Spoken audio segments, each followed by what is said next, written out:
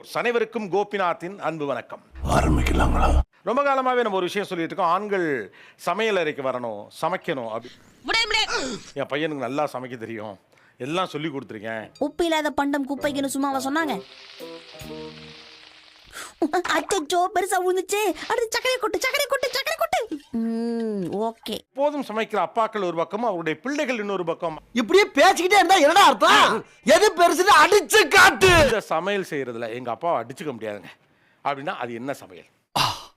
இது ஒரு நல்ல கேள்வி. எங்க அப்பா பரோட்டா சூப்பரா செய்வாரு. எங்க பரோட்டா சாப்பிட்டாலும் எங்க அப்பா செய்யற பரோட்டாவை தான் எனக்கு என்னோட மனசு தேடிட்டே இருக்கும். செவரொட்டி தொக்குன்னு சொல்லிட்டு ஒண்ணு பண்ணுவாரு. செவரொட்டி போடுங்கண்ணே. என்னது? செவரொட்டி 1 கிலோ செவரொட்டி போடுங்க. அதாவது இந்த காம்போ வந்து சூப்பரா இருக்கும். பரோட்டா சோவரட்டி தொக்கா? ஆக்சுவலி செவரொட்டி வந்து சுட்டு தான் சாப்பிடுவாங்க. இந்த மாதிரி கிரேவி மாதிரி பண்ணுவாங்க. ஆனா இது புதுசா இருக்குண்ணே, புதுசா இருக்கு. எங்க அப்பா வந்து சப்பாத்தி சுடுற விதத்தை பார்த்தாலே உங்களுக்கு அவ்வளோ ஆசையா இருக்கும் சாப்பிடணும்னு. நான் செய்யறதுக்கு 15 நிமிஷம் ஆகும். எங்க அப்பா வித்தின் 5 மினிட்ஸ் அந்த சாஃப்ட்னஸ் இருக்கும்ல. இன்னும் எங்க அம்மா பண்ண நான் தொட கூட மாட்டேன். எங்க அப்பா திட்டுவாரு சாப்பிடுன்னு. அதே எங்க அப்பா செஞ்சு கொடுத்தா அவ்வளோ விரும்பி சாப்பிடுவேன். அது கூட பள்ளிப்பாளையம் சிக்கன் வேற லெவல்ல இருக்கு. உளுந்தஞ்சோரோட பள்ளிப்பாளையம் சிக்கனா? ஆமா பள்ளிப்பாளையம். ஆமா. ஆனா அப்பாக்கள் உள்ள வந்தா பயங்கரமா இருக்கு காம்பினேஷன். சும்மா அதறது இல்ல. எங்க அப்பா வந்து பன்னிக்கறி, நீங்க ஏதோ சொன்னீங்க, ஆனா என் காதுல இது ராங்கா விழுந்து. கருவாடு, மீன் இதெல்லாம் வந்து நான் விட்டு சின்ன வெங்காயம், தேங்காய் நல்லா எல்லாம் அதோடு ஒரு பங்கு புளியங்காயும் மிளகும் திப்பிலியும் சேர்த்து நன்கு கொதிக்க வைக்க வேண்டும். நான் காலேஜ் படிக்கிற டைம்ல இருந்து எனக்கு லஞ்ச் பாக்ஸ் ப்ரிப்பேர் பண்ணி தருவாங்க சார். சாப்பாடு மறந்துட்டு போற பாரு. அதனால எனக்கு பிடிச்ச மாதிரி இந்த சில்லி சப்பாத்தி, கொத்தமல்லி மாங்காய் சாதம், நெல்லிக்காய் பிடிக்கும் நெல்லிக்காய் சாதம். இன்னும் பச்சை புள்ளையா இருக்கேடா. எங்க அப்பா 10ல இருந்து 15 வெரைட்டி தோசை போடுவாரு. நாளைக்கு தோசை, நைட்ல தோசை, தோசை தோசை தோசை. 15 வெரைட்டினா என்னமா அது? என்ன லிஸ்ட் பண்ணுங்க. பதில சொல்றா.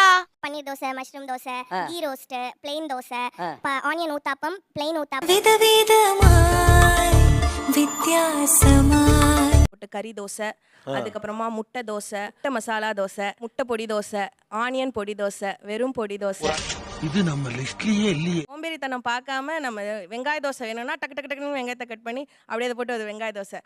எதுக்கு வந்தோன்றதையே மறந்துட்டு நெஜ சமையல்காரனாவே மாறிட்டான். சிக்கன் குழம்பு வந்து வச்சாருன்னா சிக்கன் குருமா ரெடி. அடுத்த நாளே நான் முகந்து பார்த்தா கூட அந்த வாசனை வந்துட்டு அப்படியே கையிலேயே இருக்கும். அண்ணனுடைய கை பக்குவம் தூக்கத்துல இருந்து கூட கையை நக்குவோம். செய்தல சாம்பார் நல்லா இருக்கும், அடிச்சுக்க முடியாது. அவரை சாம்பாரை நான் சாப்பிட்டே பார்க்கணும் மேடம். என்னடா சாம்பார் சொல்றேன்னு நினைக்காதீங்க, நீங்க சாப்பிட்டு அடிச்சுக்க முடியாது. அவரை சூப்பரா இருக்கும் சார். ஐயோ நிஜமாவே அருமையா இருக்குங்க சாம்பார். எந்த ஃபுட் சொன்னாலும் இது நான் சாப்பிட்டேன், எனக்கு இது வேணும்னா எவ்வளவு? 300 ரூபாய். இது இப்படிதான் பண்ணிருப்பாங்க அப்படி சொல்லி பண்ணி கொடுத்துருவாரு. என்னத்துக்கு அவனுக்கு போய் விட்டு கொடுத்துக்கணும். கடைக்கு போய் நான் சொல்றத வாங்கினு வா. எங்க டாடி வந்துட்டு ஃபாஸ்ட் ஃபுட் ஏதாச்சும் சாப்பிட்டு பார்த்துட்டு அதே டேஸ்ட்டுக்கு ஹெல்தியா செஞ்சு கொடுத்துருவாரு. ஆட்டோட மூளை செய்வார் சார். ஆட்டு மூளையெல்லாம் செய்வாப்ல. நோட் பண்ணுங்கப்பா பின்றாம்பா. எனக்கு சாம்பார் பிடிக்கும், என் தங்கச்சிக்கு காரக்குழம்பு பிடிக்கும், என் அம்மாக்கு ரசம் பிடிக்கும், எனக்கு கடலைப்பருப்பு வடை பிடிக்கும், என் தங்கச்சிக்கு உளுந்த வடை பிடிக்கும். எல்லாமே செய்வாரு. ஆல் ஏரியாவிலயும் ஐயா கில்லிடா. உங்களுக்கு சமைச்சு போட்டதுக்கு ஹோட்டல் வச்சிருந்தா கோடீஸ்வரர் ஆயிருப்பாரு போல இருக்கே. நக்கல்யா அவனுக்கு. தோசை வந்து ரவுண்டா நார்மலா அவங்க சுட்டு தருவாங்க. மொறுமொறுன்னு கேட்டா மொறுமொறுன்னு சுட்டு தருவாங்க. ஆனா எங்க அப்பா வந்து கோன் ஷேப்ல 8 ஊரு எச்சில் ஊரு லிஸ்ட் இருக்கு கையில. பசங்களா சமைச்சா ரொம்ப கசகசன்னு ஆக்கிட்டு வருவாங்கல்ல. வாய்ப்பில்லை ராஜா, வாய்ப்பு. எங்க அப்பா கிட்ட அது கிடையவே கிடையாது. எங்க அப்பா வந்து சமைச்சாருன்னா அப்படி செம்ம கிளீனா இருக்கும். எந்த வேலை பண்ணாலும் கலக்கலா பண்ணி வைக்கணும். அப்பதான் நாம செய்யற சமையல் மனம் குணம் எல்லாம் நிறைந்து வாசனைக்கு மூக்கு வாயிலெல்லாம் ஜொல்லு ஊத்தணும். அதுல சால்னா ஊத்துனாதான் அது பரோட்டா. அந்த தக்காளியை போட்டு வதக்கி பண்ணா அது பேர் கொத்து பரோட்டா கிடையாது. அப்படியா விஷயம்? அந்த கொத்து பரோட்டா வந்து கிளாஸ்ல தான் கொத்தணும். நீ கையில பிச்சு போட்டு அப்படி போட்டு பண்ணக்கூடாது. Well maintained, clean, disciplined, organised குக்ஸா இருக்காங்க அப்பாக்கள். எங்க அப்பா ஏன் சமைக்க வந்தாருன்னா அம்மாக்கு சமைக்க தெரியாது. இந்த சமைக்கிறது, துவைக்கிறது, கழுவுறதெல்லாம் என்னால பண்ண முடியாது. இது வரைக்குமே இதெல்லாம் நீ பண்ணது இல்லையாமா? இப்பவும் அப்பா வீட்ல இருந்தாங்கன்னா அம்மா எந்திரிக்க மாட்டாங்க. பண்ண முடியாதுடா, ஏன்னா இட்ஸ் மை சாய்ஸ். எங்க அம்மா படிக்கிறாங்க, அவளுக்கு சப்போர்ட் பண்றதுக்கு நான் இருக்கேன். நான் சமையலை பார்த்துக்கிறேன், நீ படிமா, எவ்வளோ நாள்.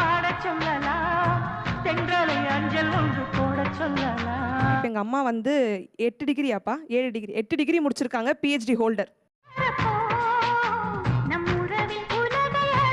பொழுது விடிஞ்சு முடிஞ்சு